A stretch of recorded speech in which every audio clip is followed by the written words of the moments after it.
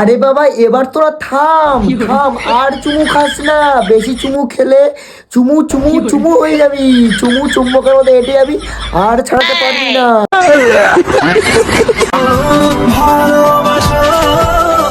দেখো দেখো দেখো দেখো, বলতে না বলতে পুরো চুম্বকের মতন আটকে গেছে, ছাড়ানোর চেষ্টা করছে না এরা। আরে বাবা তোরা এবারে তো থাম, এবারে তোরা যদি এখানে সবকিছু করে ফেললি তাহলে ফুলসজ্জা রাতে আর কি করবি? ঠিক বলেছো।